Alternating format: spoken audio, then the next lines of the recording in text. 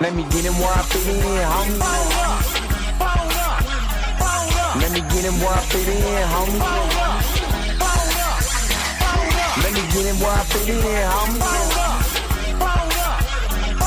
Let me get him where I fit in, homie. Who am I but I'm Dre Mac? Came into the game just to spit facts. Into the space that I'm in. They call me by the Drake cause I'm cold with the pen. I find no diamonds but I still shine. You can dig me cause my boy's mine. My tracks flame like a dilute. I always put blood on my tongue. Thinking this is warm glue. I'm a throw with a gas leak. Camouflage in the mist, but you smell me. One spark, then I bet you I'ma blow up. Just throw my name around, get stupid, then you go dumb. No rest for the weary, or versus thinking in his man, but you can't see me. You rather drink than go pull up. I'm drinking knife through the game, homie. Let me get him where I fit in, homie. Let me get him where I fit in, homie. Let me get him where I fit in, homie. Let me get him where I fit in, homie. I came to eat at the a la carte. Got stripped of a bear, call me brainstorm. Then I come together like a Voltron. Then I pour all the planks to you Decepticons. Fake rappers to retreats like Cobra. 80s they before they like. Up in the storage and I'm man. Up, down, down, then I'm cheap. You a beast, man. I take a beat in. Ninja Turtle rap, turtle plans, get defeated. Hot in my ride. You can call me Night Rider. You can never stop me. Cause I'm a guy bomb. Bad attitude like a rocket. My whole to the A. And I bet you can stop us. LL bad when I go and show up. You can hear the haters in the back. Let me get him where I fit in, homie. Let me get him where I fit in, homie. Let me get him where I fit in, homie. Let me get him where I fit in, homie.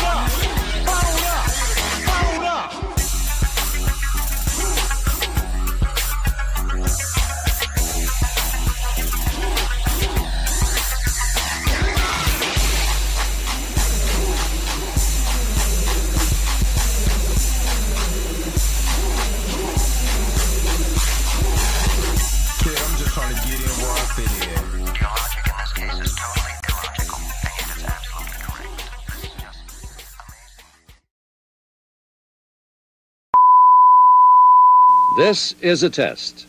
This station is conducting a test of the emergency broadcasting system. This is only a test. Taste the biscuit. Taste the goodness of the biscuit. Taste the honey sauce. Taste the goodness of the biscuit with the honey sauce. To get that honey sauce on me. I don't like the way it tastes with my chicken wings. We return you now to your regularly scheduled program. What's up? What's up? What's up? What's up? What is going on, everybody? This your man Dre, man, coming to you again with this kind of impromptu live that, you know, I sent out a some invites to some people to come on and talk about this RiRi Williams, you know, thoughtful characterization or harmful stereotype, where we're talking about the criminality that happened within the show. So I got Tori and Rainbow loaded in here. Chillmonger, we'll actually technically was supposed to do this earlier today, but man, when I tell you, I didn't wake up until 4 o'clock in the afternoon. I actually went and seen Superman at IMAX and was falling asleep on that. So last night, so I was tired. After I did a bunch of yard work, I didn't know I was that tired. So now I'm having this now. You know what I'm saying? I'm actually going to open this up to the audience too later on after we have our conversation. So hopefully you guys are happy. Hopefully you guys are healthy. Shout out to my man Heavy Gann over at the Heavy Gann channel. But you already know how I do. The real question is, are you ready? Say why you hating on my energy? Say why you hating on my energy. I don't think you wanna be my enemy. All right. Of course, like I said, I got Tori and Rain Reloaded up in here. Tori, you here? Yeah, I'm here. Oh, okay. And to me, ladies and gentlemen, I think this has probably been the most divisive conversation amongst especially the YouTubers that I've talked to, that I interact with. You know, since I think since Recast T'Challa was really at the height of where it's at. So I kind of want to talk about, this, and I really want to have an actual real conversation about it. Which is shout out to Ty is up in here. What's up? The Hula Gang is up in here. What's up? Azelle Ray is up in here. What's up? I even said Fatal J, if you probably not watching this, but if somebody know Fatal J, send it to him, because I'm still blocked in his DMs. So send it to him. I don't have a problem with having an actual logical conversation about this. I literally just watched We Ourselves video, which I seen it today. And yesterday, of course, I was out in my yard, so I didn't get to see anything as far as like YouTube or whatever, you know what I mean? Because I was legitimately like on some yard work, Yeah, I mean, he unblocked me, but he did not unblock my DM. So, I mean, so it's all. But you know what? I don't trip off of that. I don't trip off of that. You know what I'm saying? I say he tasting the biscuits, and the only reason why I say he was tasting the biscuits is because you can't start off. This is just me, and I would tell him this if he was here. I watch your video, and you start off by saying this. I don't care about this. This is shit. Yada yada yada yada. Going forward, so automatically you come into this situation with no good faith. To me, anytime somebody starts off with sign language, shame, insults, guilt, and the need to be right, I'm automatically out. No matter what you're talking about, I'm automatically out. And it's because you're not coming at this from a logical standpoint. So that's the reason why I said he was tasting the biscuits. That's the reason why I said he was. You know what I mean? Now, I ain't got a problem with him personally. I was talking about the take, not him. You know what I'm saying? He took it personally. He wanted to go on a black spree. You know what I'm saying? All of that, try to expose me on X. Cool. Okay. Even though I'm still going to defend myself, and some people say you're doing too much, maybe need to chill out. Okay. That may be true. You know what I mean?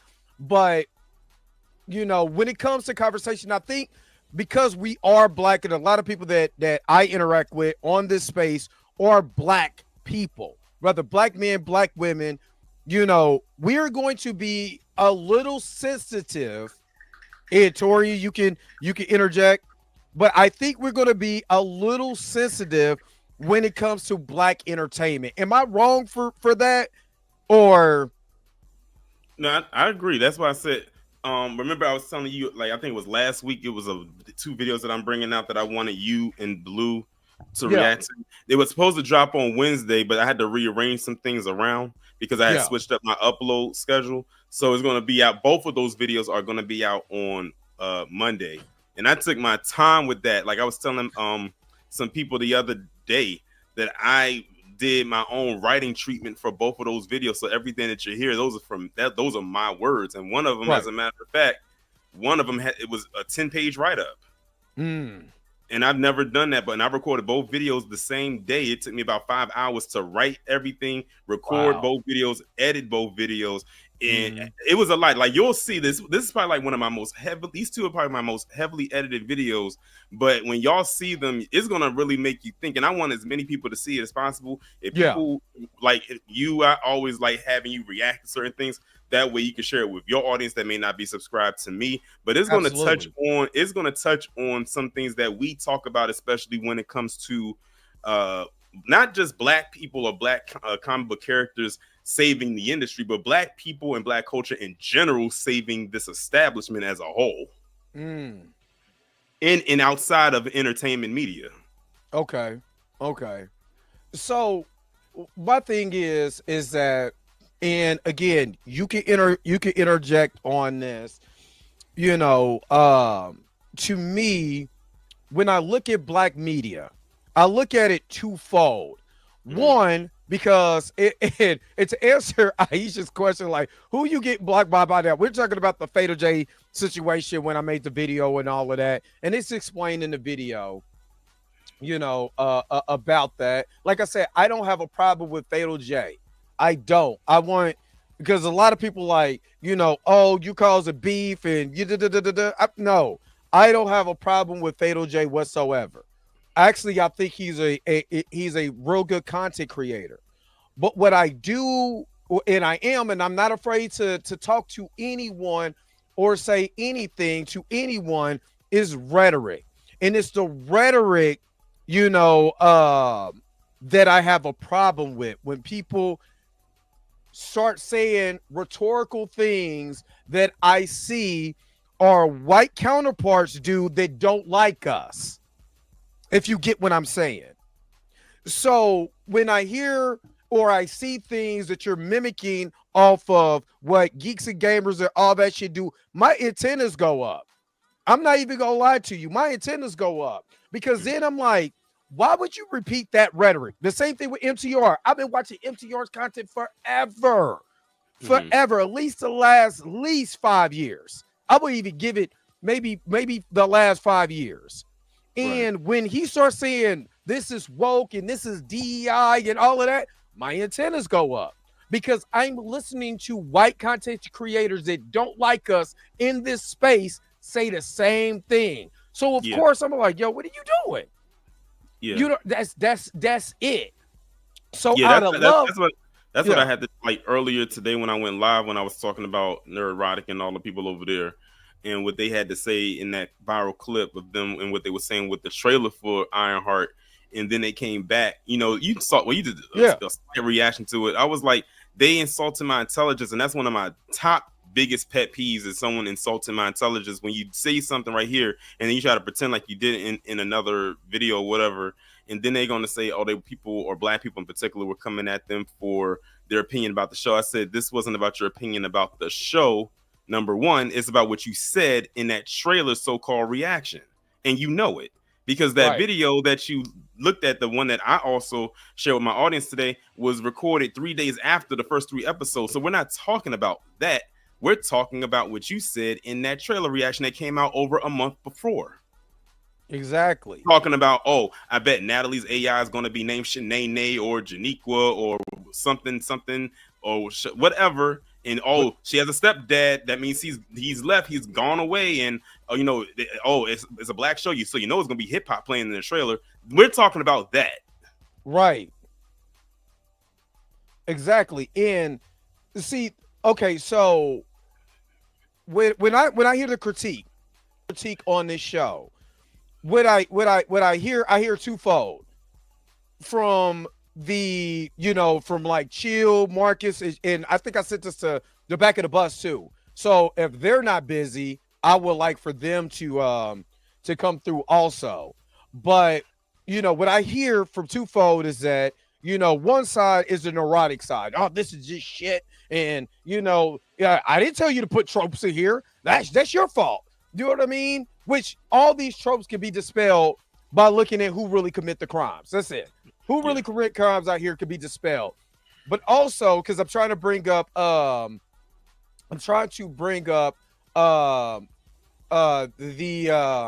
new Jim Crow by Michelle Alexander dispels a lot of those tropes and how we've been programmed. Oh, that sucks. Now I gotta download a new version. Okay.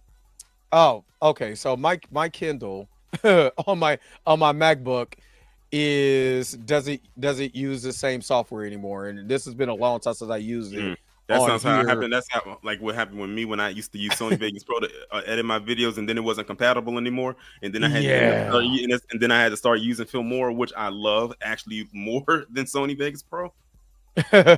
Yeah, this sucks. But I mean, I kind of expected because this is old software, so I just have to download the new the new software, and I just wasn't even paying attention to it. But anyway, so in Michelle Alexander's book, this is also the creator of 13th Amendment. Well, she was one of the consultants on 13th that came out on Netflix. That was such a good documentary. It was great. So in 13th, they talk about the propaganda that is used against Black people. So if we commit a crime, if I'm a young kid, 13, 14 years old that commits a crime, no matter what the crime is, in media, I'm labeled as an adult. Yeah. But if a young white kid does the same exact crime, they will make sure to list this was a young kid, yada, yada, yada, so on and so forth. They will make sure to do this. They did the same thing with Ryan Lochte. Right. So, I believe one way, and plus, I'm not going to be naive and say Hollywood did not play a big part of that. And the reason why I say Hollywood did not play a big, that Hollywood played a big part in that, because in the late 80s, 90s, especially the 90s, especially after the results of Boys in the Hood, everybody had a hood movie. No matter where side of the coin you was on. We call them hood classics. And we call them we had the hood classics. Whether you're on the West Coast, whether you're on the East Coast, you had your own hood classic, right? And with that, it shaped the way that the narrative of Black people looked, especially if we are hyped about it. There's going to be white people that's going to be hyped about it. And plus of the rise of gangster rap, quote unquote, it's the way that the media portrayed it. The rise of gangster rap in our society. So now Black people are looked at in a certain way, in a certain light. And Hollywood Shuffle made fun of this, and a lot of other movies parody this. Now, the only thing that we could roles we could get, gangbangers, pimps, so on and so forth. But then I had an epiphany about that. I said, wait a minute. Not all media was like that, though. Just like all media right now, it's not Power, BMF, Snowfall, what was the other, P-Valley. Not all media is like that. So did we get overly sensitive that we're also ignoring? Now, I'm not going to take away what Tyler Perry has done in certain aspects of Black. He's created new Black tropes, because we could be in prominent positions. We could be in, we could be lawyers, doctors, all of that, portrayed in the best light as far as financially and the way that we talk and the way that we dress. We not out here Willie Dynamite. The Shy is one of them. Thank you, Junior Network. We're not out here like Willie Dynamite or anything like that. We're not out here like O-Dog. You know what I mean? We're actually in prominent positions, kind of like what they did at Boomerang. But the way that the other trope is going, the dark-skinned Black dude is bad. Light-skinned Black dude is the savior. So we have a whole other set of tropes that are going on, right? Yeah, we saw that a lot in a lot of Tyler Perry's early movies. A lot of his early movies. I think Why Did I Get Married is probably one of my favorite Tyler Perry movies, because if you have been there, if you've been married and divorced, you can kind of see a lot of, if you're real with yourself, you can say, I can see that. So, because I've been there and done that. So I can actually speak to that. But I also think that we ignore all of the other representation that is out here also that is actually positive. Yeah. But I also think that sometimes we can get into a fantasy land when it comes to representation. Tori, hit me up with this. Because that's why I wanted people who had, like Marcus and all of them, to kind of counter what I'm saying, or because I really want to have a conversation on this. And I'm about to share with the, later on, I'm gonna share with the audience too, what they think. But I think we get into a fantasization of what representation really is. I think even if I think what it is. Go ahead. I think what it is, a lot of somehow, some way, a lot of Black people have gotten or been programmed to think that they have to act a certain way to appeal. That's what I be trying to say to myself. When you say that you want a positive representation of any Black person, one, do you want the representation for yourself, or two, are you trying to put on for another group of people? A lot of the times it's for the latter, not the former, because they don't want to look bad in front of another group of people that already. As a matter of fact, I did a live stream this past Thursday, as a matter of fact, 2 days ago, about this individual named Elijah Schaefer. And he is staunchly anti-black. This is the same guy that said how he's a little dude. The little dude who be yelling? No. Oh, okay. But he's the same one that said Halle Bailey was unattractive, which we all know is far from true. But yeah. He said something. So in Chicago they had this stroller run or stroller event. It was put on by black men, basically, showing black fathers with their kids and everything. Like, it was a very well put on event. It went viral. It got a lot of positive feedback. But Elijah Schaefer came out of the side of his ass and said, "Oh, look at them. Look at this culture celebrating the bare minimum." Oh, Lauren is Lauren Victoria Burke. What's going on? Hold on. I got to take my overlay out so everybody can see your beautiful face. Of course. How are you? Hey, how you doing? What's going on?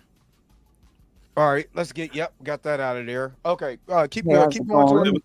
But on this, he was basically on this saying that they were doing the bare minimum and everything like that. And I said, okay, so on one hand, y'all say that black men are deadbeats. They're not in their children's lives. They need to step up and be better fathers. But when you see that actually happening and statistics actually backs this up, then you still say negative things. So it's like, it's a double-edged sword. Don't do anything to appease people like that, because they already had a preconceived notion of you in the first place. Just like back in the day when they always told, or even when black people started especially pertaining to black men or even black women would dress a particular way, they said if we dress a certain way, then we would get more respect and everything like that. But if you go back a few generations, let's say, I don't know, to Jim Crow, when they were being lynched, what were they wearing? 3-piece suits.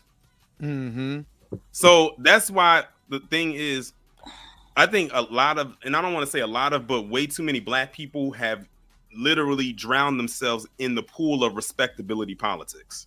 Yeah, and I think that's what we talked about. And that has become very detrimental. Yeah, and I think we talked about that with Tina. You know what I mean? We were talking about the respectability politics. I think Blue was on here. Was you on that live too? I don't think you were on that live, but we were talking about respectability politics. So when we talked about RiRi Williams and the characterization of RiRi Williams in this show, everybody keeps saying, well, why she's so smart, why did she have to go into criminality? But what I did not hear is her PTSD and the emotional and mental capacity that she was in. We ourselves did an excellent video about this earlier, where they talk about she should have used the garage and just started fixing people's cars, and she would have made money in no time to build a suit. And I said, what, and I posted this on there, and I wish I could get these guys on so we could, and I have no problem with them or even their take. My take was, well, when she went into that garage, she literally had an emotional breakdown because that's where her best friend and her father were killed at. So how would she be able to make any money? Like, we almost forgot the mentality side of this character in this story, and the impulsiveness that she did that probably led her into doing this. You see what I'm saying? So every time I hear a critique, nobody's never talking about her mental capacity in that. But remember, black people, there's apparently nothing wrong with us. Everything that we do is because of us. I mean, think about it. Black women back in the day, they weren't allowed to use anesthesia practices because they thought black women felt no pain. Right. I even brought up in the book, like I said, that I have The Black Image in the White Mind by George Fredrickson, where they talk about a black slave being beat by a white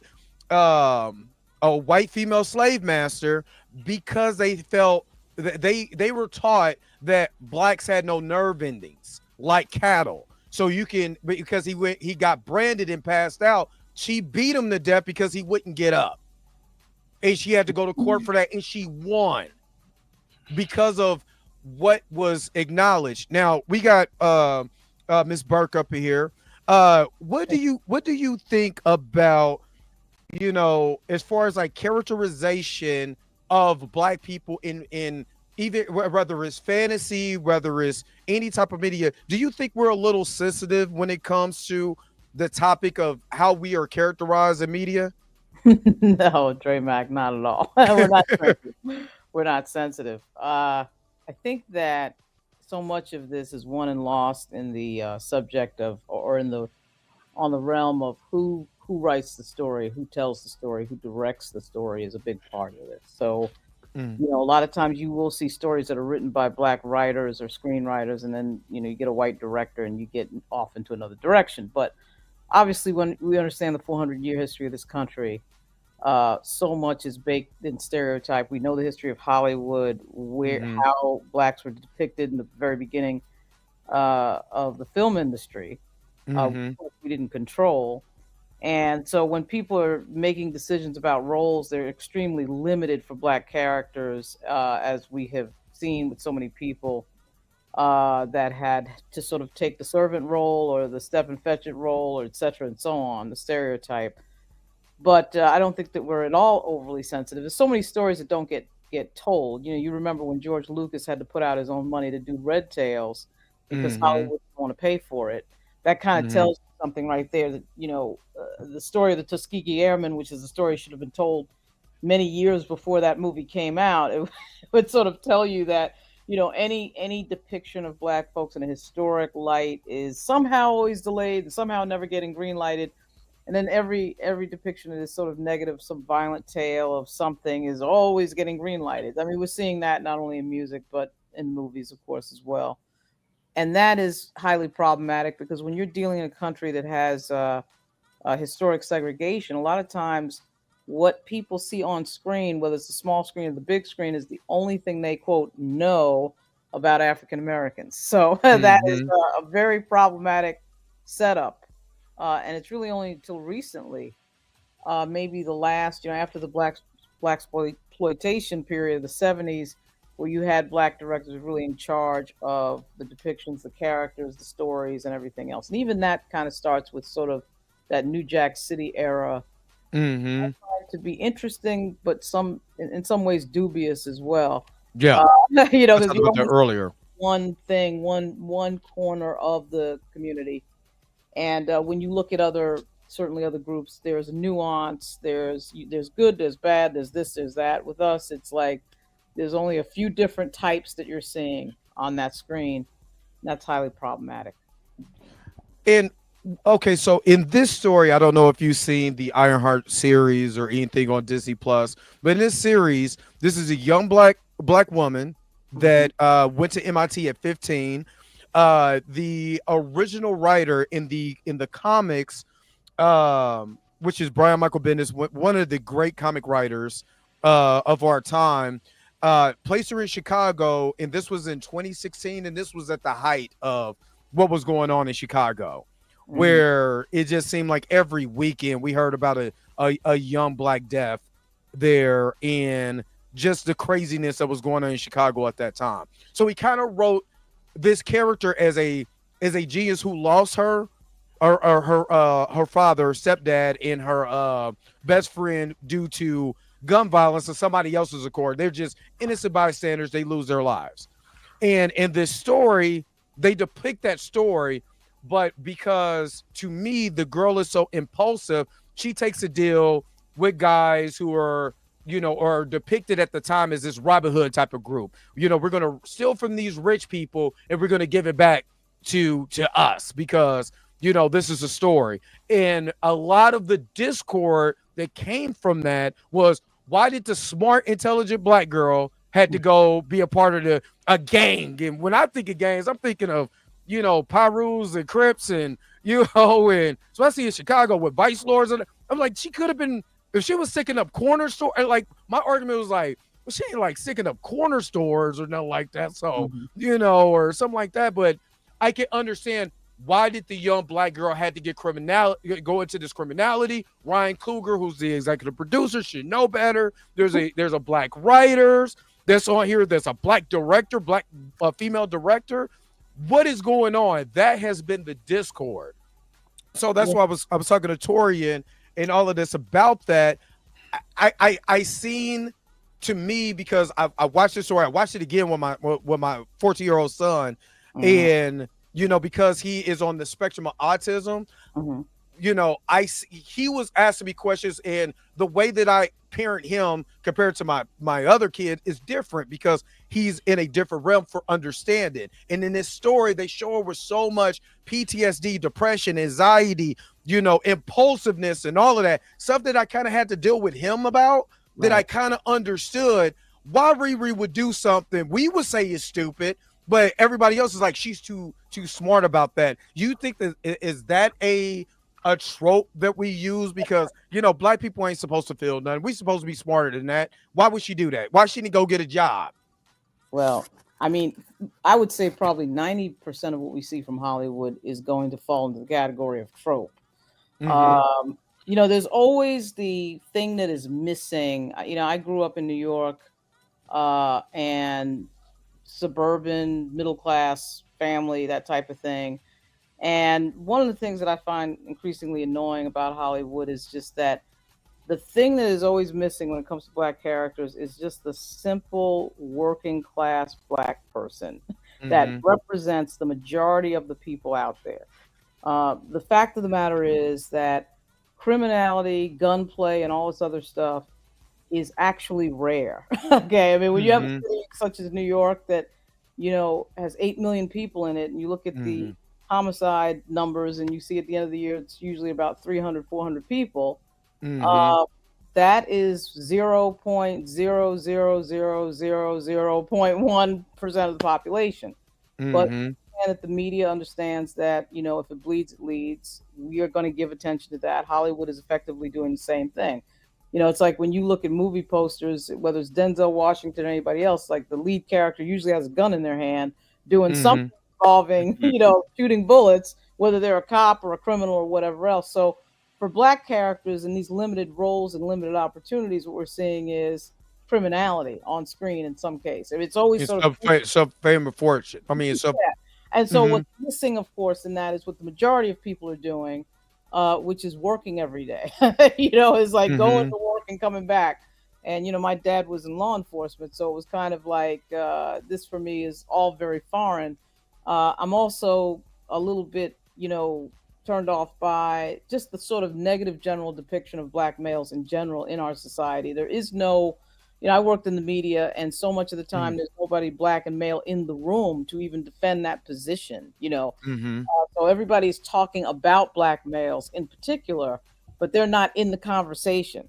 Right. So like they're objectified, and it is no nuance. There is no details. There's none of that. It's just sort of, we're talking about you, but you're not in the conversation. Now that posture right there is a dangerous one, because the image on the screen that thousands see over and over again is a very, very oftentimes a very negative one. You probably maybe seen me on Roland Martin a few times. Sometimes we've had a few conversations where the topic of the color purple has come up. Yes. I absolutely cannot stand, and I've always hated the color purple. When it first came out, I hated it. When they lost all the awards and didn't get the Oscars, I was glad they didn't get the Oscars because I hated it. I thought it was there's not one black male character in that entire movie that is a positive one. Now, half my family grew up in the South. I get that we all have different stories and all that, but I just don't understand why, of all the stories that could come out of African-American life, that's the one that's depicted. Then we get a musical. Then we get like 3 or 4 iterations after that.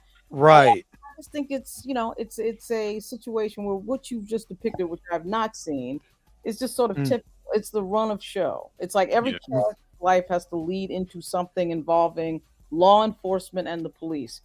Well, most people, black and white, by the way, but we're talking about black folks, of course, have no connection or contact with law enforcement. That's the part that nobody wants to talk about. Right. So this is all very interesting that every time you turn on the TV or look at a movie, that's what's happening. So that would be my thought on that. And for me, and Torian, you could jump in at any time. For me, I worked in law enforcement for 3.5 years. Working for corrections for Kansas City, working directly. Our division of corrections were city, so we worked directly with KCPD. Going to courts, all of that. Basically, kind of the holding facility until they went to court. So we worked directly with the courts and all of that. So even when I first started, black people come in, the first thing they tell you is that, nope, don't talk to them. They're criminals. I mean, these people haven't been sentenced yet. These people ain't nothing. They're criminals. Nope, don't have a conversation. Nope, don't do this. So immediately, if I did not have a brain of my own, I probably would have been like a lot of guys that I worked with. I've seen, and I'm just telling the truth because I can't get in trouble about this now.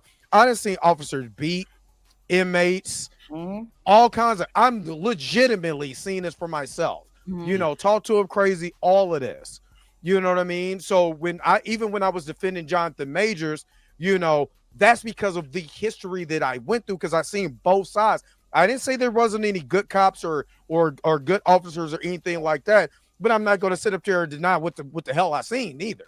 Right. So, even in these nuances with these characters, I try to look at both sides in our media.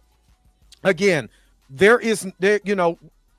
RiRi come from a working class family? Yes. Her dad was ran an automotive shop. They really didn't say what her mom did, but her mom actually had enough money to move outside the outside portion of the south side of Chicago. If you ever been to Chicago and you really go to the real south side of Chicago, it don't look like what is in this show.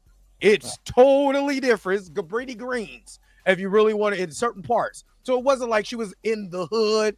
It wasn't like she had to do it. It was impulsiveness. And sometimes I feel like even in our characterization of our media, we can't have character.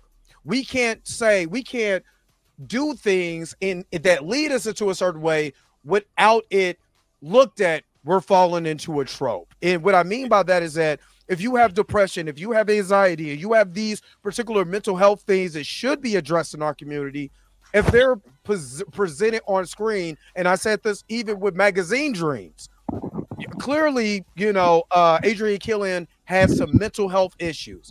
Instead of the issues being dealt with, what did he end up falling into? Criminality, property damage, and all of this, and just doing stuff.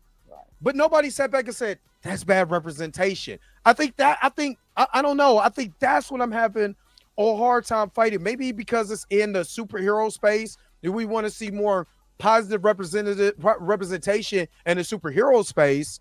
But I think it's almost like nitpicking. Go ahead, Tori, and I'm sorry. I want to know what's so interesting is that we had a show on Disney Plus that dealt with that in the form of Moon Knight.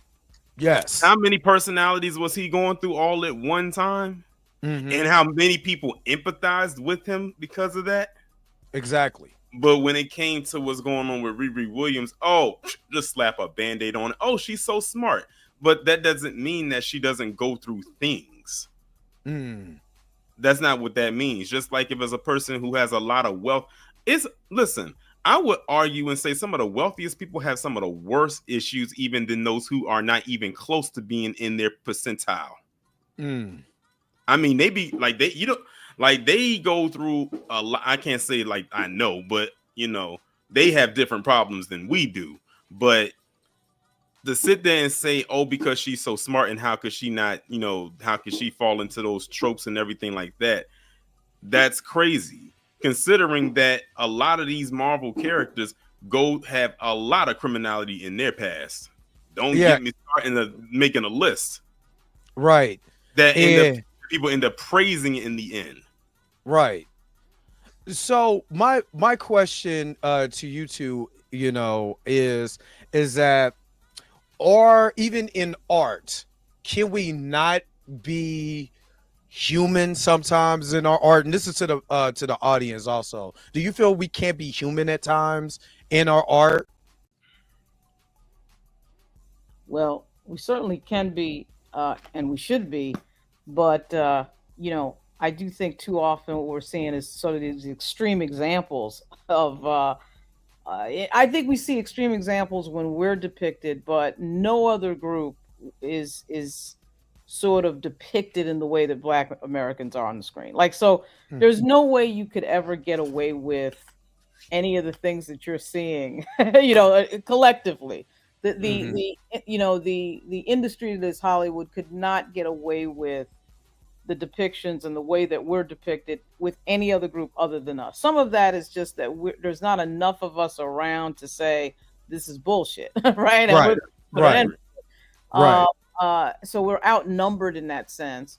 And it comes across in some subtle ways, like one of my favorite movies, because I like Eddie Murphy, is Beverly Hills Cop. I'll just watch Same it when here. it's on. I'll just watch it for no reason, even I know I've watched it 1,000 times.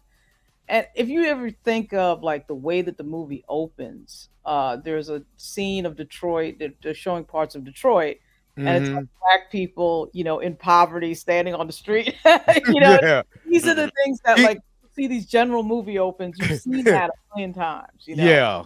Yeah. And it's a very subtle thing, but what it does, it embeds into everybody's mind, Black and white, that this is how Black people live.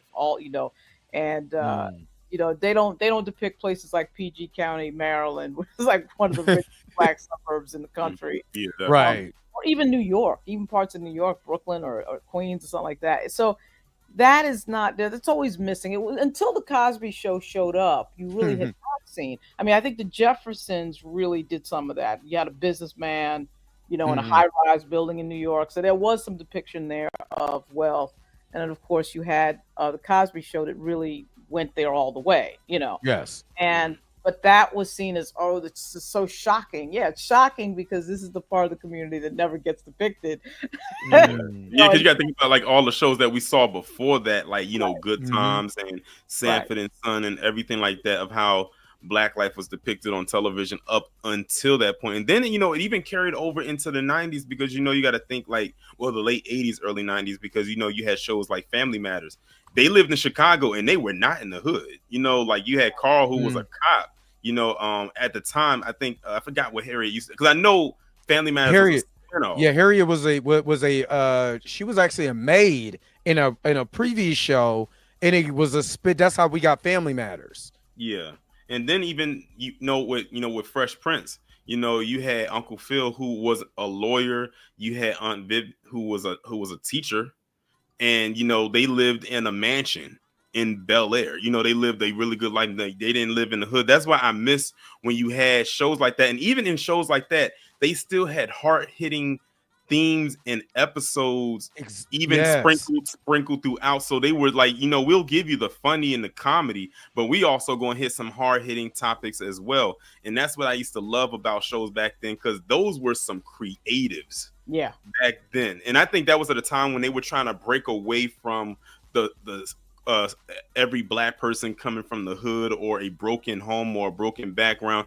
And then even though it kind of sprinkled even into the early 2000s, like one of my favorite shows from the early 2000s was My Wife and Kids. I loved that show. I always felt like My Wife and Kids was one of the last major Black family sitcoms, between that and the Bernie Mac show. I feel like, because those came out around the same time, I feel like those were like the last two ones right there before the reality show boom happened. I would put it like that. And that's a whole nother monster for another day. They reality shows because they probably didn't want to pay the actors, but it is interesting to think about some of these shows. Another favorite of mine during COVID, I kind of binge watched it on cable. I think it was on Netflix. Was Friday Night Lights, and it made me think about a bunch of stuff. Mostly white characters, of course, in that show, but there was no Black male. And here's this is a football show, right? And there's no Black male father in that entire show. And of course, the running back, who's the Black guy, his father is non-existent. There is no father. His mother's raising him. And I'm like, there's not now, in fairness, they kind of did that with the white characters as well. There were several white characters that didn't have fathers in Friday Night Lights. But the point is, again, it goes back to that stereotype of we're either doing criminality, or the black men are non-existent, or they're in jail, or they're coming out of jail, or something like that. It's always in there somewhere. So and the thing is, the stats don't even back that up. That's the crazy part. Exactly. Not even back that up, but they keep doing it over and over and over again, and it's like, okay, we see what you're trying to do. Like, the thing is, no matter how much you try to project it, the reality is that's not what it is in real life. Right. And for me, let's go back to RiRi. In this show, they do show the black father when the shooting happens, because he's in his shop, they're having a good time, they're talking, and the shooting happens. So the first thing he does is cover her best friend and try to cover RiRi, but RiRi's stuck because it's a shooting. So she's frozen. And, trying to save her best friend, that's how both her best friend and her stepfather lose their life, because he's trying to protect them. And not once in any of these critiques, they say, well, we did have a black father that's actually a hero. He tried to save them. He didn't know that shooting was going on. Nobody knew. They were just in there having a good time. And this what happened, which, technically that's what happens in the comic version of what happens, because they're trying to tell the story on literally what was going on in Chicago at that time. Which, do you really want to face that sometimes? No, because that's too hard. But we've seen this multiple times where, like you said, in our older shows, they talked about that. They did it in Fresh Prince. They did it in Family Matters. They did it in every black show. Right. So, they show that. But the critique is, what would that PTSD actually look like when you're a smart, intelligent person? In the main thing you're trying to do is you're so hyper focused on, let me build something so I can save somebody, that you actually fall into these same tropes because you're too hyper focused. You're not sitting back. You're not getting the help. You're not getting this. You're not getting that. Well, the thing though is, Dre Mac, is that here's the thing, man. Like, when I look at the 5,000 foot view of the entire thing, the fact that the story is always in the context, okay, you're a hero, that's great. It's always in the context of something, gunplay, violence, criminality. So what you're branding is you're branding black folks to gunplay, violence, criminality. And it goes on for 40 years. We're going up for 4 or 5 decades of these types of shows where we are doing something involving guns. Well, why is that? Now, my dad was, by the way, also a prison guard. He was a cop, and he worked at Rikers Island. He did the same thing, bring crooks back to court usually. And this is New York in the bad old days. It's like 80s, 90s, New York, where stuff was actually happening that was crazy. And he unholstered his gun in a 20-something year career, maybe twice. This idea that, I know when we look at Blue Bloods or NYPD Blue or whatever, yeah, everybody says bang, bang, shoot 'em up. But in real life, it's pretty rare. It's actually fairly rare. So I just think it's problematic that when you look at the sweep of television over a great distance, you've got to usually turn the cable to find the nuance or to find the black character that actually is just a normal person going through life. Now, I know that might be boring when we're writing a script. Not everybody can be normal. Everybody's going to fall asleep. I get that. But it wasn't until things like, Denzel, I think, was in St. Elsewhere, and had Eric LaSalle was in ER. ER, yep. There, but even the Eric LaSalle character was like this angry black male character. He was effective, but it was like there's something always bothering this guy, and that those folks exist as well. But I just think it's overrepresented. So it's a bigger problem all over Hollywood. It's just not MCU. It's just not these studios. It is a problem with Hollywood all the way around. Definitely. Yeah, and we just talked about Mr. Terrific on the Superman movie. Oh, let me just say this real quick, Tori, and then I'm gonna get to you. The conversation now is because Mr. Terrific comes out and he has a deeper voice. He's more kind of like, yeah, I'm direct like this. That's the way I kind of talk. Now everybody's like, this is a 70s job. He's talking job. It's a 70s character. Far from it. Far from it. So even a strong, you know, hey, I'm gonna tell you what it is and get out the way type of character, black man, you know, that's not talking no bull job and all of this. Even he, now that's a problem. You know, it's like, it's almost like, dang, we can't win for losing. It's funny because they like to talk about the black quote unquote stereotype in Hollywood when it was the quote unquote black stereotype that saved Hollywood from going under with the blaxploitation era. Exactly. You should be thanking them because MGM, Metro, Goldwyn, and Meyer was about to fold until they came out with Shaft. Mm-hmm. And then they said, oh, we got to keep this going because we have a hit on our hands here. And by the way, y'all just got a sneak peek into one of those commentaries I got coming on Monday. So y'all better watch out because I got a whole lot to say about that. But it's funny that they keep saying that, you know, they don't like all this and the third. But how many times has the so-called stereotype saved Hollywood from folding? Multiple times. I mean, look, well, you know the obvious. Blade saved a whole comic franchise. You know, Marvel as an entirety from their every media property attached to Marvel was about to go away. And then they came out with Blade and it became their most, it came a benchmark. A foundation was laid down when Blade came out. And the rest, as they say, is history. I'm not sure that the stereotype, I don't know the stereotype saved Hollywood as did the audience showing up that had been abandoned or had not been paid attention to said, oh, wow, there's a really strong black male character on the screen.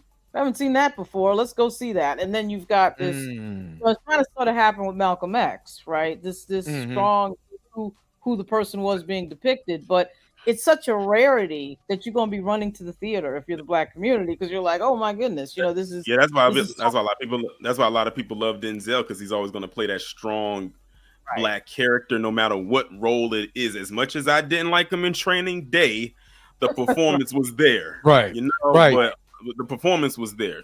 And like I said, whenever Denzel's in a movie, people are going to go see it, whether the movie's good or bad. They know Denzel is going to give a great performance no matter what he does. So, you know, that's why, you know, he was like the go-to guy. And another movie, oh, I don't know how I forgot this one, Lean on Me with Morgan Freeman. That is one of my favorite movies, and I might have a little bias because it did come out the year I was born, 1989. So, you know, there it is. So it is. But overall, that was such a great movie, and I was so mad, but not surprised that movie did not get as much award recognition as it should have. Like, when I'm looking at that movie, I saw so many nominations that movie should have gotten.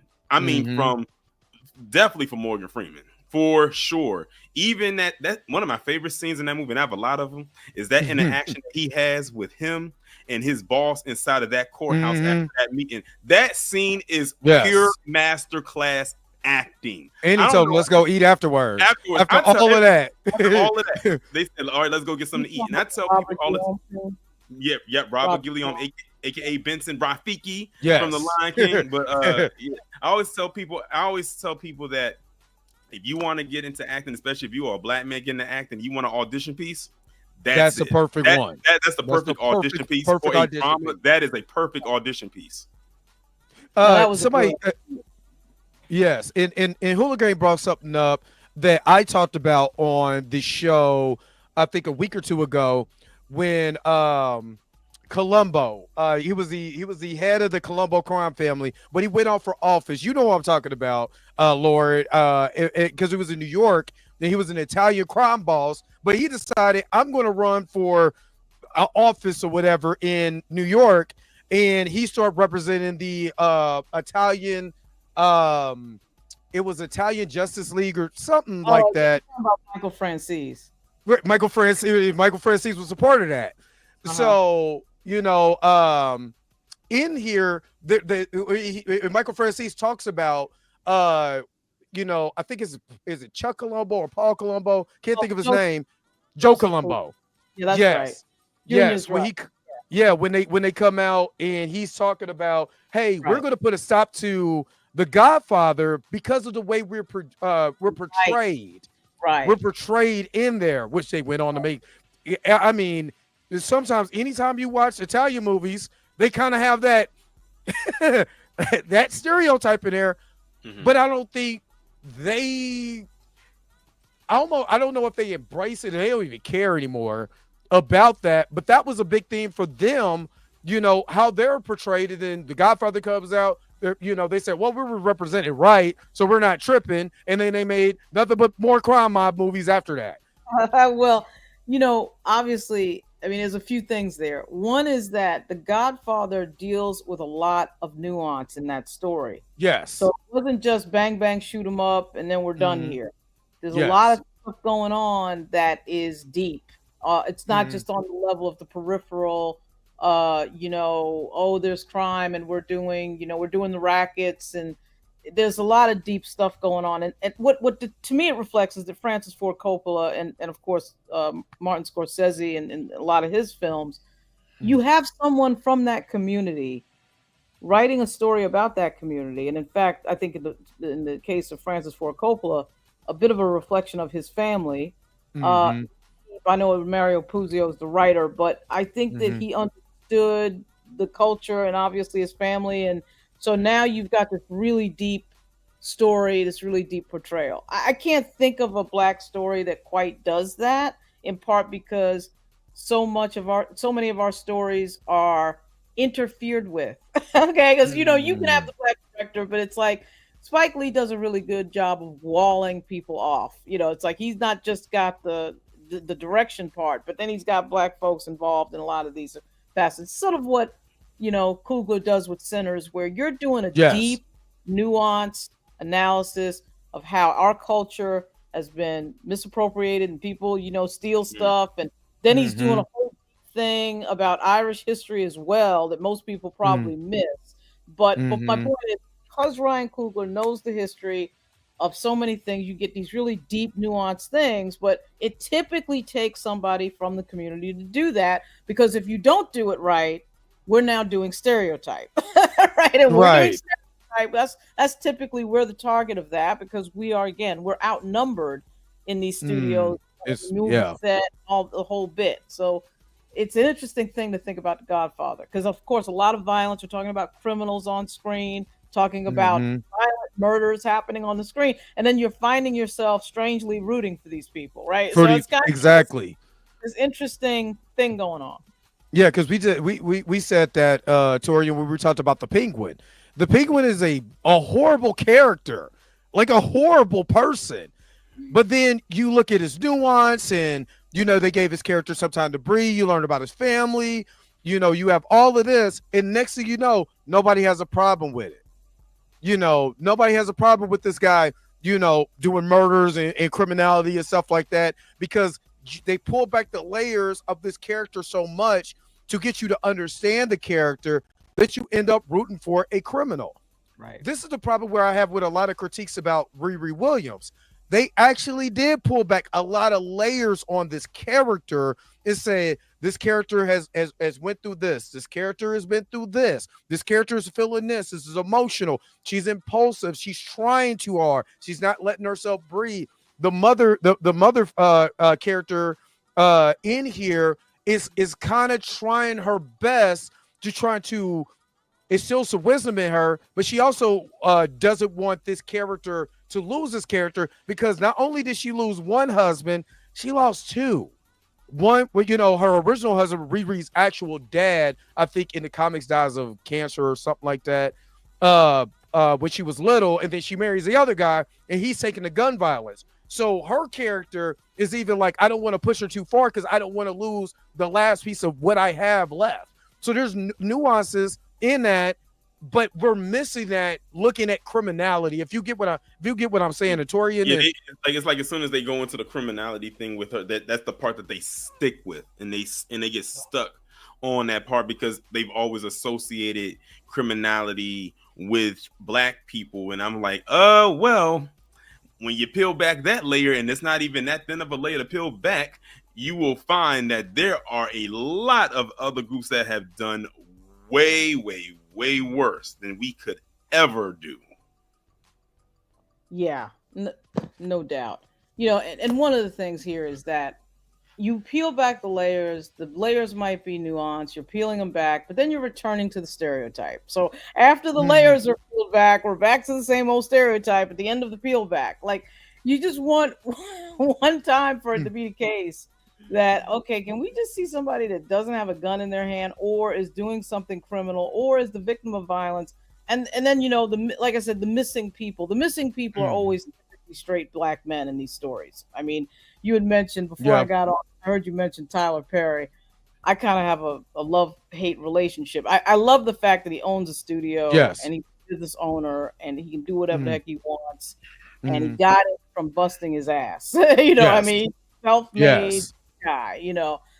On the other hand, I'm not as excited about the over depiction of gay black men in a community where gay black men are not the majority of people, right? So gay folks are not the majority of people. It's not that less than 1% of our community, right? Less than 1% of less than, I think it's like 10% in general. So the over depiction makes me suspicious, right? It's like, we're all straight black men, right? Like, so if you're doing a sort of an equal balance, and you got men in dresses and all this other stuff, funny though it may be. I mean, everybody at some point you chuckle at this stuff, but it's kind of like, to me, it's an over depiction. I do ask myself as I'm watching this, we're the straight black men, right? And Hollywood loves gay black men. Let's face it, they do. But there's sort of over representation there. And again, who's making that decision? It's usually going to be a white producer, a white casting agent, a white this person, and these are people. And they love depicting them in a certain type of way too. Right. That's right. That's absolutely correct. And so it's not like you say, okay, that is part of our community, but that part of our community is not that big, and so it's overrepresented in the art. I do think, certainly, being from New York, certainly the gay community is very powerful in the artistic community, certainly very powerful on Broadway, certainly a big player on Broadway. But I'm just saying, in general, when you look at the numbers, you do wonder, okay, where are the straight black men who are fathers in the home, working overtime? I mean, I grew up, I guess I'm born with two, I know, right? I grew up with two parents in my household the entire time. My father wasn't missing. He's working double shifts at Rikers Island to put me through college. So that, for me, and I understand that's not the story that everybody has, and that doesn't, negate anybody else's story. I just think it's been overrepresented, the negative tropes, particularly on black men. I would say for black women, as usually, one of my hated movies is Precious. I can't stand Precious. I can't stand that movie. I mean, like, you're hearing all these things about how, but the nuance. What was the other one? It came out right about the time of Precious. She got an Academy Award. What was it? I'll think of it. Torin, keep talking. I'll think of it in a second. It was another one. Yeah. But what was I getting ready to say? Oh, man.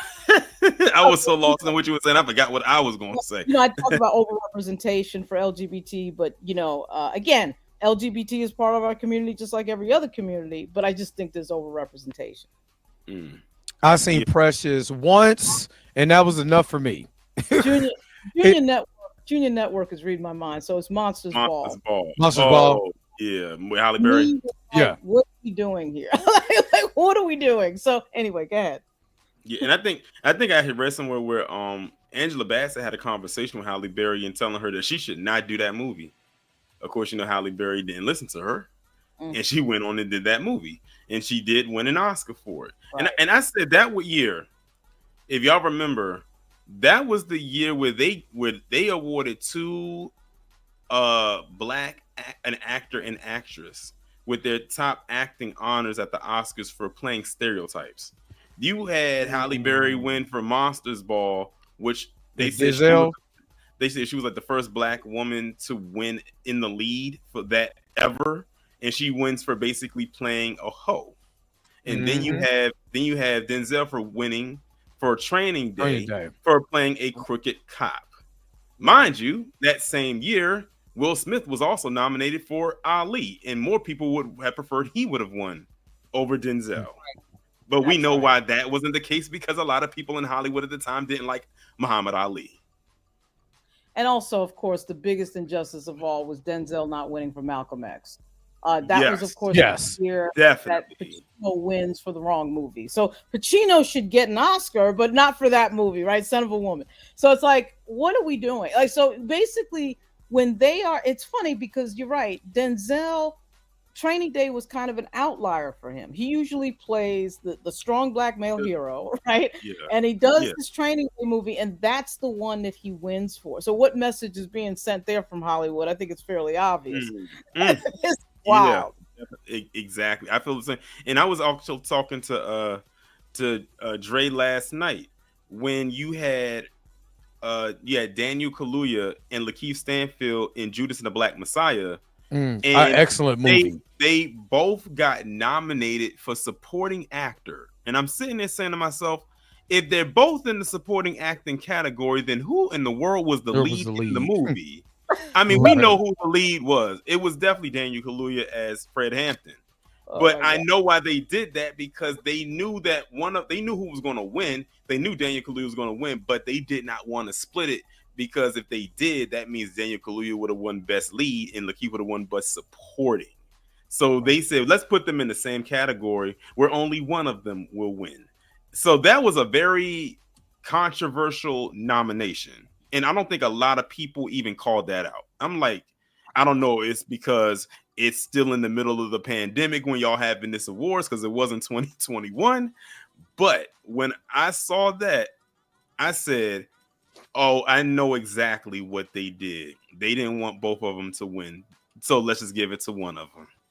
Absolutely. So at this point, I'm going to open here in a couple minutes. I'm going to open this up so some of the audience could come in to give their thoughts, or, kind of whatever you guys wanted to, portray in this subject, whether you agree, you disagree.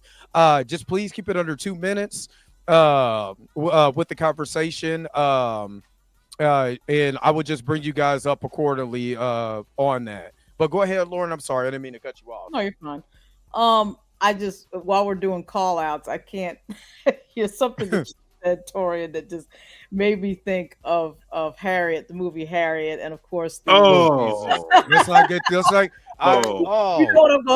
there, because I got my thoughts on her, boy. So, of course, I'm a big Harriet Tubman fan, and of course the story is incredible, as we know.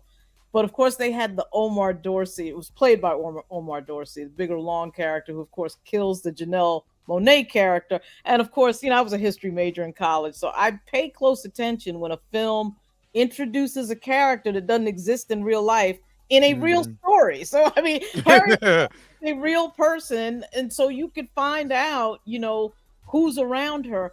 And so, they have this big, gigantic, dark-skinned black male who is effectively the worst character in that movie. Now think about that for a second. Harriet Tubman being chased through the woods by a bunch of white folks that are trying to catch her, and you would think one of them would be depicted as the villain in this tale of the early 1800s or 1830s. And yet, no, we're gonna substitute that villain for a black guy that is actually converted into a slave catcher. I mean, are you kidding me? Like, that was insane, and that got criticized at the time, and it should have. I know I criticized it. I bet you did. I criticized a lot of, not the actual movie, well, that part, but also one of the actresses in that movie, kind of. Yeah. So and then the way that they sabotage Nate Parker with Birth of a Nation. I mean, that's probably one of a travesty. That was a glaring travesty, right there. And when I tell you, that's probably one of the best films, and I'm mad because that film is actually on my PlayStation. When the PlayStation, you could buy films on there, I can't put it nowhere else. So if I lose my PlayStation, I lose that. I just have to rebuy it somewhere else. But we got Puma Lee coming up. What's going on, Puma? What you got for us? I have to rebuy somewhere else. You got Puma Lee coming up. You have headphones, or your background is loud? Okay, let me turn my TV down. Yeah, because you're getting bad feedback. There we go. Can you hear us now? Look like he froze. He froze. He'll be back. Yeah. So I'm gonna remove him just for a second until he comes back. And then, but yeah, that's just like Queen and Slim. The biggest villain of the movie is the black dude. Like, come on. Okay, he's back. Okay. Crazy when that. All right. The movie is the black dude. Mute the TV. Oh, Okay. Hold on. I gotta mute my TV. The movie is the black dude. That's- TV. Oh, Okay. Hold on. I gotta mute my TV. Hold on. I guess the mute button on the screen. Okay, here we go. Turn this down. Are we good? You good? All right. All right. Let us So know your thoughts on this conversation. So basically, I look at it like this: if you look at the old pictures from back in the days that we had, with like you said, was talking about the Jeffersons, shows like The Rock, shows like Living Single. You know, they showed us in our realness, the way we really operated and the way we function. But it seems like a lot of these major studios don't want to give us the support, don't want to give us the writers, don't want to keep the writers that we actually have that are doing or want to show us in the right way. A la shows like back in the days like Soul Food that showed us as a family being going through our struggles, going through our ups and downs, but yet having positive role models like strong black men that go to work, that take care of their families, that raise their families, that maybe struggle sometimes, but at the end of the day, we show the love and the positivity in our communities. They don't want to recognize that for some reason. They feel like, you know what, that doesn't sell, but that's been disproven so many times, and with positive people in our neighborhoods. No, I most definitely agree. I know you brought up Rock and other shows like that. Do you think is overrepresentative even in a show like we talk about the Falcon and the Winter Soldier, where one of the main characters is broke, but he works for the United States government in the army and should have never been broke, where he can't take out a loan, or in the show like Ironheart, where she shouldn't even have to get with the hood or Parker Robbins and all of this just to be able to make money. Do you agree with that? I look at it in reality. I came from a financial background, right? So I had money I had money and I lost money sometimes, right? But I see that when they show shows and roles like that, they're trying to just keep us down and limit us to what we really can do, because there's no way a man came out the army, has all that status, Captain America behind them, was introduced to Tony Stark and all these other characters, was a superhero, but yet somehow you can't get a backing. When we know for the fact that even in the comic books, Tony Stark funded a lot of these the Avengers, and they had payroll salaries. So it was no way this man should have been broke. Right. So do you think that that's, because that's the question, do you think that that's a harmful stereotype with RiRi Williams getting into this? And most definitely, because RiRi, from number one, she just came from Wakanda, one of the richest nations, and you mean to tell me nobody's looking out, nobody's behind her? That was absolute insanity. Right. Which I agreed with. I agree with, so she was with Shuri this whole time, and somebody in Wakanda couldn't give her, just a little extra money so she could make sure she good. She technically literally helped them fight a civil war a war with the Talocons, and she couldn't get a dollar. Right, and even furthermore, if you think about it, Wakanda would have wanted to look at her and make sure that she's, how she's living, how she's doing, because they want to make sure that she wouldn't come against them. So they would make sure she have certain things, so that way she wouldn't need to even think about that going against them or betraying them. So why, again, wouldn't they step up to the plate? I look at the movie with the Captain America, the recent one. You showed this guy, the original Captain America. He cared about his suit, he cared about his honor and everything else, but yet they downplayed a lot of his actions and his role in his community, because, like I said, he even was raising it. He was stepping in as a grandfather, raising Elliot, the Patriot, right? Elijah. Thank you, because I forgot the name of the character. But even that part, they didn't even fully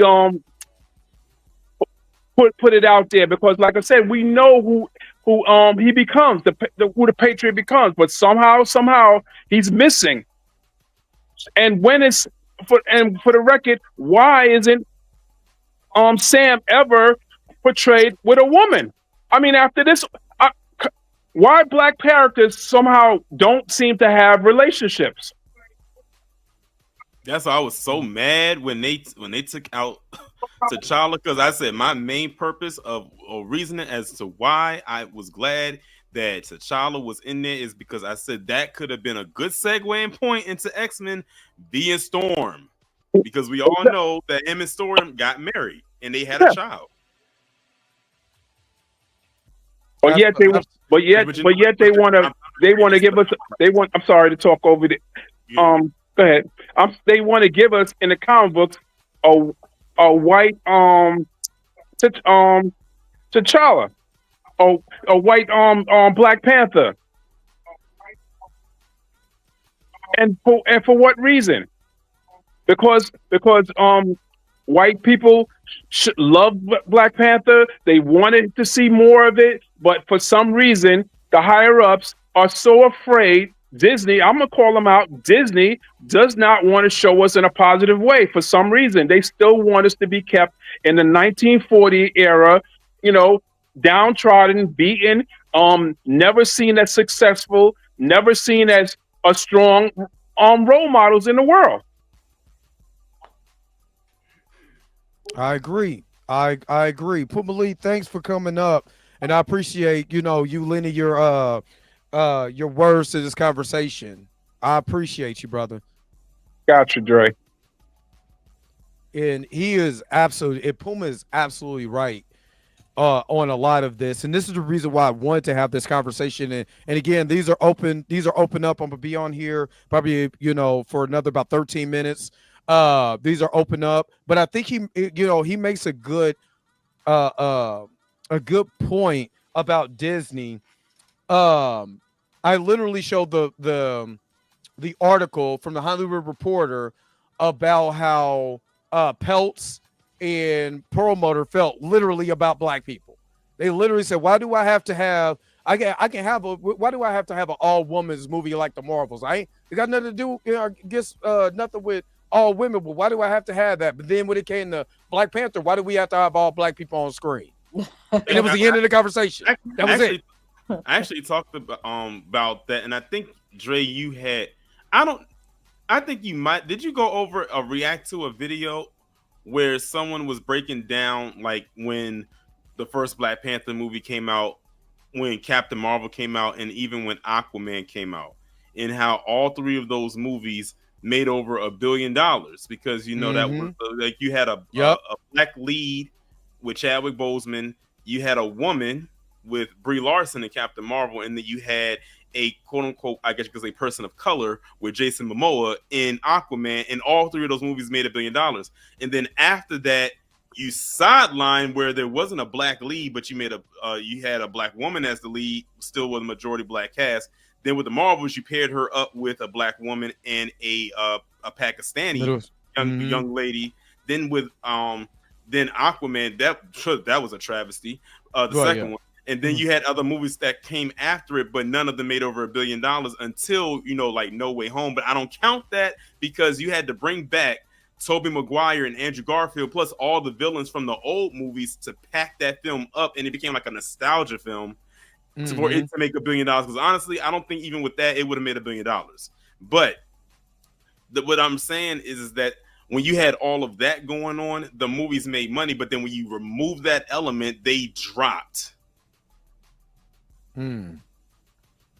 I mean, the minute that film made $1 billion, the entire argument about whether or not a black film could make money should have ended. I mean, I'm exactly. I mean, there's so many hurdles that you have making a movie on this level. The hurdles are unbelievable, and the checkoffs and the sign-offs are unbelievable. But once that movie proved that it could do it, and then what happened with Sinners to me is the other one where it's like, like, when does this conversation end when it comes to whether or not a black movie can make money? Hello. And then with Sinners, the word of mouth surrounding that movie was just so impeccable. It was incredible. Like, I mean, like this movie, I think stayed in theaters way longer than it was supposed to. Like they got to a point where they just had to pull it out because they were meeting that digital release deadline. So it's like we gotta pull it out of the theater. So, and I said Warner Brothers, in my opinion, even though Warner Brothers is pretty much broke right now, is probably the studio to beat this year because they had Minecraft, which made near $1 billion. Then you had 950. And then you had Sinners come out a couple weeks after that did what it did. Then you had Final Destination Bloodlines that came out a month after that, and that was successful. Then you had F1, depending on how you feel about it, it still made F1 money. Is great. It's a great movie. That came out after that, and now you have Superman, which they're projecting is to make him like around $130 million domestically. So that's why I always said that I said Warner Brothers might be that studio to beat this year, even more so than Disney.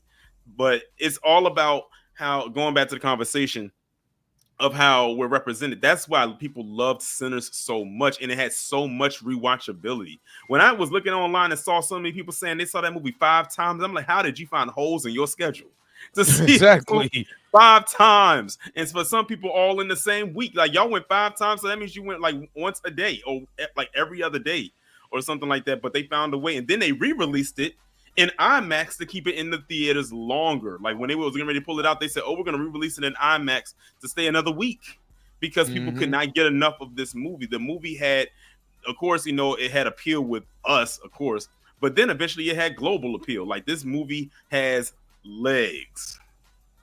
Yeah, I actually bought it on YouTube because it's easier to just watch it over and over again, and you miss so much because he's got so much detail on the first watch, but the fact that it was in part about the stealing of black culture and the various theft of our culture and ideas, etc., and so on. I still say one of the best lines in the movie is what the Indian says at the door to the white couple. It's really important to let us know if you let these people in your house. I don't know. It's just really well done. It really made me think about the old days of when word of mouth would blow up a movie. We haven't seen that. We haven't seen that in a long time. Before social media. Right. I mean, back in the day when I remember back in the day, people would come to the theaters early, not only so they can get a good seat, because that's back in the day when you had no assigned seating. So it was like first come, first serve thing. That's right. But also, that's the only way you can see the preview or a trailer for a movie. That's right. Was you had to see it in the theaters. Nowadays, they drop the trailer, of course, on YouTube. On YouTube, yeah. So a lot of times when you see the trailer in the movies, you've already seen it. But back then, seeing the trailers before the movie was an event in and of itself, because sometimes if the trailers would be good and the movie be trash. Right. Absolutely. Somebody in the comments, Antoine Film said, the strong black male lead in Sinners. You basically have, of course, 2 strong black male leads. You could actually argue you probably had 3. But that right there, you get the lingering feeling in the first, 15 minutes of the film Yeah. Where it was like, okay, we have a really strong black male. We have two really strong black males. What is going to go wrong here? Because the thing, of course, is set so long ago. So the whole depiction of the South, and then you've got these two strong black men. So I'm expecting something crazy to happen. I'm like, wait a minute, I'm converting myself that there's two strong black men on the screen. What I liked about this, about Sinners, is that all the black characters in here were competent. Right. None of them were slacking in any way. I mean, of course, you had Michael B. Jordan playing a dual role, and I loved his performance because it was like I was looking at two different people. I was like, "Are you sure Michael B. Jordan does not have a twin out there?" Because he portrayed because they were so competent. And then I loved the Annie character because she knew, she worked with them. She worked with them mojos and them spirits, and she knew to do protection charms and all types of stuff. She knew she was the one that called them and knew that they was vampires. Like, she figured it out. She was telling them how to ward them off, how to stay safe, and all types of stuff.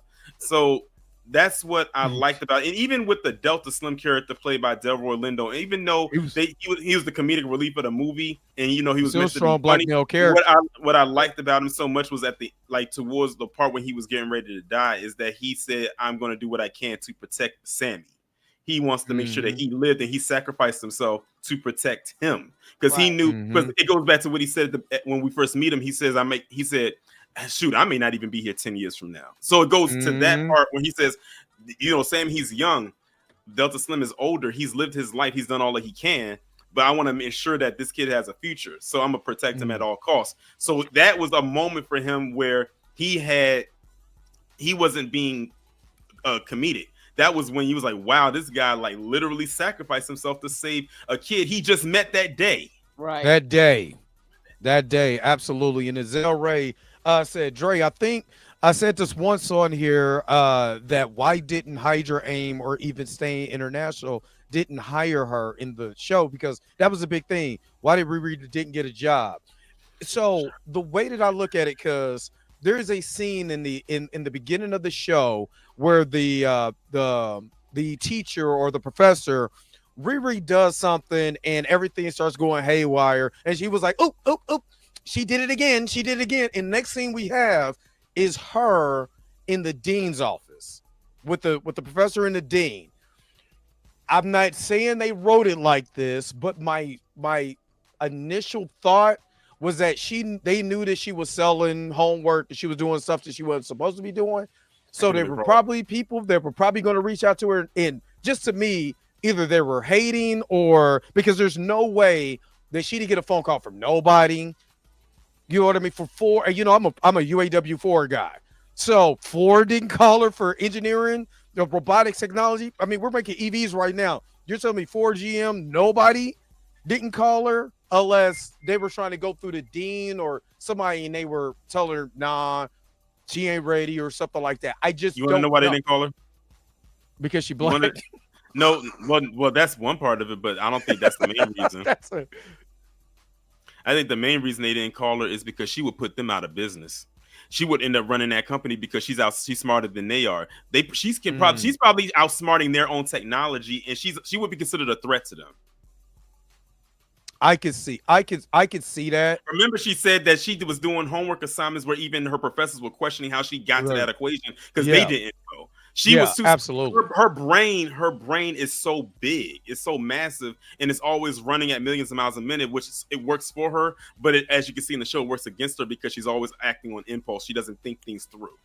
Because her mind, she doesn't have an off switch, as you saw in one of the episodes when Natalie was telling her to just rest, but she couldn't rest. She laid in the bed for less than 30 seconds and got right back up and put her suit on and then laid back in the bed because she was always on. And then when her mother was screaming at the TV because she was watching X-Files, she jumped up out of the bed in go mode and kicked down the door. Busted like the Kool-Aid man. Like she's the thing is, that's what I was saying. That's the thing. That's the con for geniuses. Their minds are always on go mode. They never have a chance to just rest or relax. Some of them you will find don't even take vacations because their mind is constantly moving like a hamster wheel. They just don't know how to stop and smell the roses. And that's how RiRi was. And that's what I like, because that's how actual geniuses are. I bet you Einstein was like that. That's probably why his hair looks so funny. He didn't take enough time to sit there and watch his hair. That's probably why it would look like that. Because I was a kid, they used to say, well, Einstein, he used to wear the same outfit all the time. He couldn't tie his shoe, all of this stuff, because he was so smart that he couldn't do anything else, if you get what I'm saying. So that's actually a good question, Azale. Appreciate that. The Informant Media is coming up. The Informant Media, what's going on? Yo, am I coming through clear? Yes, you are. Yes, you are. Go ahead, my brother. Yeah, how's everybody doing? So Good. I actually want to say this. I didn't finish watching Ironheart. I'm on episode 5 right now. Very well done show. I saw Torian's live earlier. Well done. I think when we see stuff like this, I notice how people are just jumping to conclusion with the stereotypes. I don't know why they jump to a conclusion with the stereotypes other than trying to market to their audience. But I think that we do need more films like this, because I wasn't all sold into Ironheart at first, but then I watched the episode and the struggle she went through to how she became who she became. Even though she betrayed some people, they overcame it. I think that was a well done story so far. I haven't finished the last episode, but so far it's well done. I don't see I understand why they doing the hate and everything. Geeks and gamers, they're just stereotyping these characters just because they're trying to fit a narrative. Mm-hmm. And I don't know if well, you probably didn't see it, but the whole thing is that there's a market on the internet for selling the stereotypes and trying to put down shows or movies, something like that. There's a whole industry here which people can monetize. So I wouldn't give these people too much credit.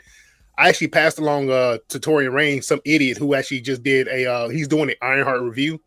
And you want to know who he put in the suit? I Can't Breathe. George Floyd. Yeah, I saw that. Yeah, so, and I unsubscribed to him when he did that, man, because I follow him because he did a review of The Last of Us, and I agree with him. The Last of Us season 2 was trash. I agree with him. I agree with all his his commentary on it. But then he jumps to this Ironheart thing, and the first thing he doesn't even criticize the show because he didn't watch the show. He just jumped. Oh, it's a black girl. She's in the neighborhood. She's with a bunch of minorities. They're all robbing, stealing. They're doing what black people and minorities do. And I'm like, bro, you don't even live in America. You can tell by his accent. He don't live in America. He's not nowhere near black people in America, nowhere near minorities in America. But this is what you're doing all the way in your country. I think he's in Australia or some crap like that. Mm-hmm. And I'm like, but overall, I give the show 100%. Like on Rotten Tomatoes, whatever the hell they call it, I give it 100%, man. So far, I haven't been disappointed with it. I'm very satisfied with the show. Even though to me, the stereotypes don't matter because it's showing her overcoming she's overcoming, what is the word I'm looking for? She's overcoming it's a storyline. The storyline makes sense to me. It's perfect to me. And I think people are just upset with the show because they're trying to feed into their fan base. They're trying to feed into their AdSense. They're trying to get their views up. They might be, well, they are racist as well. But at the end of the day, I think it's about them getting to the bag. And the way they get to the bag is selling racism to their audience. And stereotypes to their audience. But that's all I want to say, man. All right, man. The Informant Media, appreciate it. I know you come in every morning when I'm doing my morning show, so I really appreciate you coming in and lending your voice to the conversation. Oh, no problem, man. Have a good one, y'all. Thank you. And that's, I think that's the point that I was kind of getting at before I wrap up this show. I think that's the point I was getting at, is that I think when I look at stereotypes and the people like, oh, this is stereotype, I'm like, man, if you've seen some of the stuff online, these people ain't got to go to RiRi Williams to see stereotypes. There's girls in here. There's literally go to Twitter. You can go to Facebook. There's girls fighting. There's girls half naked in their little shorts or whatever. You know what I mean? I mean, there's a lot to me, just as to me, and I could be very wrong, but to me, there's a lot more harmful images by our own people for attention that RiRi Williams could ever touch. That's just my personal opinion. Laura and Toria, what do you think before I wrap this up? And I'm gonna get to that super chat for Puma Lee. Well, I mean, I think that we're so baked in stereotype over almost a period of a century that when you see real people, you think something's wrong. Like, so when when people are just like normal doing the day to day, they're like seen as that can't be Black America because we've been watching this Stereotype and then that must be it. Mm-hmm. You got to realize that some of these media platforms certainly do not have our best interest in mind. You know, one of which is run by a white supremacist who clearly thinks that Black people are inferior and has this magical way of bumping up into the algorithm all sorts of negative imagery of Black people. If you want a news example of that, just look at the New York Post. They're always figuring out a way to put up, or the Daily Mail. The Daily Mail, the mug shots, the whatever. Oh, let's have somebody Black that's done some crime. Oh, if it's on video, we running that over and over and over again. You know, so that's what they're doing. It's very deliberate, and they're always trying to send the message that we are superior, they're inferior, and that's why we got to do all this stuff to them. I mean, that's been the play for 400 years. Okay, they just have more technology now. So I'm not too keen on this idea that we are the culprit, because there's a lot of people in the Black community putting out positive images that get completely ignored. Definitely. Yeah, absolutely. And not only informally just individuals on social media, but people, you know, of means that are trying to put out positive stuff, and they get completely ignored by mainstream media and everybody else. So, you know, this thing could very easily turn around into the opposite thing happening if those voices were in fact amplified. But that's what I would say about that. Torian. Yeah, I completely agree. And when you said that, it reminded me of what Robert F. Smith did for those Morehouse graduates back in 2018. And now, mind you, I had known about Robert F. Smith years before he did what he did, because his story is such a great one. But then when I learned about what he did for those Morehouse graduates, that's when the world found out about him, because he's a real low-key guy. Like, he, you know, if you know about him, you know about him, but he's not someone who's always out there, which is probably why he didn't buy I forgot what NBA team they wanted him to buy. And he just straight flat out said no. He said they would look bad on my portfolio. I said the guy knows his business. He said that would look bad on my portfolio. And, you know, he was the wealthiest Black man in America, but I think somebody took his spot. I think he's like number 2 now. I forgot who's number 1. But yeah, like, I just think about what he did. You know, he doesn't get talked about often, but, you know, he's a low-key guy. But like I said, there's plenty of positive. That's why whenever I get a positive story, I may not make a video about it. I will post it on my community tab. Like, I think one of the last ones I did, or the stories, you know, you always hear about it. The Black kid that's graduating with honors with a 4.5.0, getting millions of dollars in scholarships. Then, of course, you know, you got the usual suspects on there trying to figure out how in the world they did it. They want to say, oh, it's DEI. Oh, it's this, that, and the third. No, it's just intelligence, because not everybody out there is on the corner trying to sell this, that, and the third. There are actually some Black people that do study. You know, they do know how to read a book that's not in 14 font double space or with pop-up pictures. They actually do know how to like put in the work. But, you know, again, going back to the stereotype that they put on to us as a collective, that it drowns out the positive that's there, and it's a lot of it, but it doesn't get pushed. That's why whenever, again, like I said, whenever I get a story like that, I make sure to put it out there as conveniently as possible, because it needs to be exposed. It definitely needs to be talked about. And that's why most of the stories that I come across are our youth. Like, we're talking about teenagers, like people from the ages of 12 to 19 doing amazing things, you know, going to college early, graduating college early, getting high honors, getting all these scholarships. Some of them out here inventing different things. Some of them getting big jobs in tech. I always tell people, if you go to college, even though I didn't do it when I was in college, go to the school of STEM. It's a reason why STEM gets the most funding. It is a reason why. I didn't pick it up at first when I was in college, but it's a reason why STEM, science, technology, engineering, and mathematics, gets the most funding out of every department on any college campus, whether you go to a HBCU or a PWI. It's a reason why they get a lot of funding, is because those jobs make a lot of money. Some of them straight out the gate, like starting. Some of them are getting near 6 figures. Absolutely. And which you said that, I remember voting against our locally they took away the sim program in my neighborhood that I am. I'm outside of Kansas City. I'm what they call South KC, which is more middle class blacks or whatever. And they took the sim program out of an elementary school where my son, you know, like I said, on the spectrum of autism, was actually learning. And like he is one of those kids where if he starts learning, there's no stopping him. Like he wants to know everything.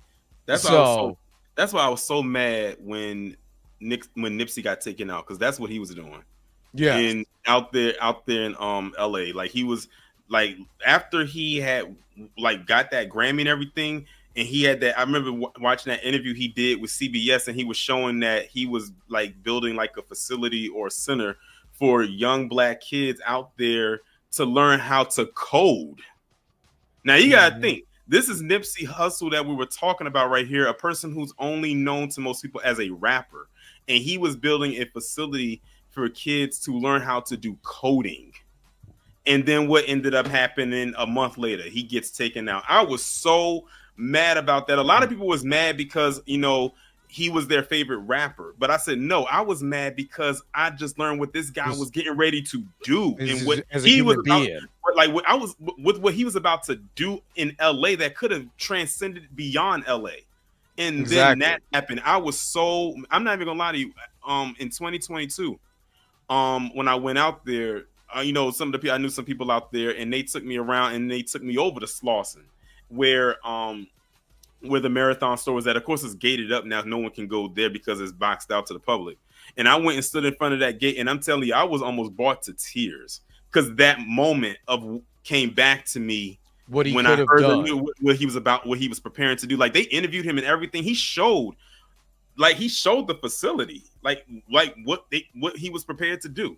And then that happened. And then, you know, I doing my tinfoil kufi, and I said, I wonder, was that the reason why?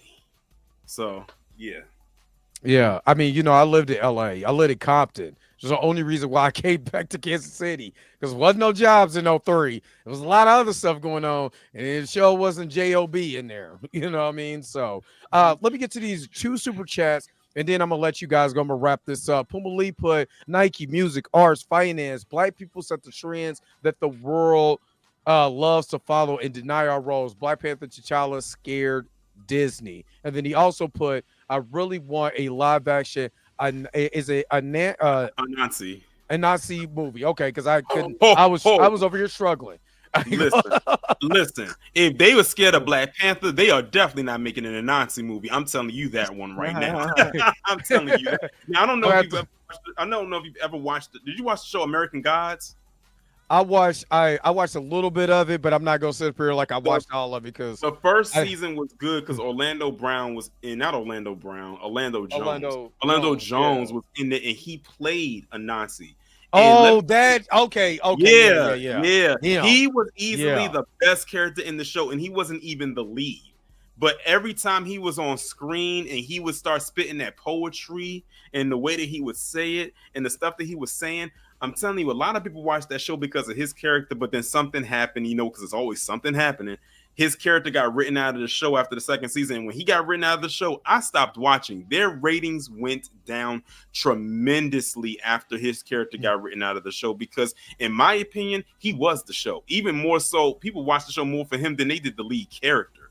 And no, for real, like anybody who's watched American Gods can back me up on this. The first 2 seasons was flawless because he was there, but then when he got written out, we didn't see him in the 3rd season because of something going on, you know, some behind the scenes. I forgot what it was about. I think he had a conflict with someone working on the show, and they sided with them over him. But you know, that's what they say. Yeah. But after that, it was over. And remember, then they said that he wanted to make a Mansa Musa movie. I said, don't hold your breath. Yeah, absolutely. Let me get this. Let me play this for the super chat, and we're gonna wrap this up. You are truly amazing. Thank you for your super chat. You wanna be my enemy. All right. Thank you, Torian. Thank you, Lauren, for coming in. Lauren, you and Torian, y'all got me thinking about a lot of stuff, and that's what I wanted this conversation to be about. Have a think piece. You know, no emotions, no shots. just thinking and kind of understanding, you know, what Hollywood is doing and what they have done and when they technically what they continue to do. So I appreciate both of you guys you know, contributing to this conversation. I really do. Any last things, and tell them how they could be able to find you. Well, you can find me on here. Go ahead, Torian. Yeah. you can find me on here, Torian Rain Reloaded. I'm also on Elon's echo chamber, known as Twitter, at Torian Rain Reloaded, and I'm also on Instagram, Torian_Rain. I'm also on Threads too. Y'all better not sleep on Threads. I'm on Threads more. I love being on Threads, like especially when I need to get away from Elon's echo chamber, and that's quite often. And Threads is like it's like a safe haven. It's like a breath of fresh air. It's like sleeping on a Tempur-Pedic mattress, whereas Elon's echo chamber is like sleeping on a broken spring mattress. But yeah, so yeah, that's where you can find me at. You can find me on Blue Sky. I'm like trying to get away from X a little bit. I can't stand Elon Musk, but I've been on there for so long that there are folks on there I want to communicate with, so I just sort of linger at LV Burke. But really, I'm transitioning over to Blue Sky, and of course, I've got a YouTube channel. Same thing, Lauren Burke, and occasionally I'm on Roland Martin, and that's pretty much it. I've got a Substack called Black Virginia News. I report a lot on politics. I typically don't do entertainment, which is why I spent a lot of time in this conversation keeping my mouth shut, because you guys are experts on this one. But I do enjoy like listening to people talk about it and just learning about things I don't know anything about. So in entertainment, so I love being on with you guys, and thanks a lot. Dre, thanks a lot. Of course, and I got to meet Lauren last year. You're just a wonderful human being, wonderful person. So I appreciate any time that you could come hang with me and I could get some insight from you and listen. Of course, my man Torian doing his thing just hit 73,000 subscribers on his YouTube channel. So that's amazing. That's awesome. So we congratulate everyone in this space, and you guys who was into the channel. I was going to go hang out. I was gonna go eat, go hang out for the night or whatever. I was like, no, I wouldn't have this conversation. I was supposed to have it this morning or earlier today. I slept all day. You know what I mean? But now I'm having this conversation. But I appreciate you guys for having this conversation with me. The guys in the chat, the people who came on, I really appreciate you guys. But you already know, don't forget to like, share, and subscribe. And don't forget to hit that bell notification so you can never, ever miss one of my videos again. Until next time, I'm gonna holler at you guys later. Peace and vibe power. Enjoy the rest of you guys this weekend. Where is the outro at? Look, I gotta get these guys up out of here, but of course I gotta go. Wait a minute, you're telling me the video's over? What? Okay, I guess so. If you have came to this portion of the video, thank you so very much for sticking to the end. Don't forget to like, share, and subscribe. Don't forget to hit that little bell notification so you never miss one of my videos. And if you really want to, you don't got to, go ahead and follow the social media links that's down below. Until next time, I'll let you guys later. Peace and vibe higher, y'all. Y'all take care of yourself.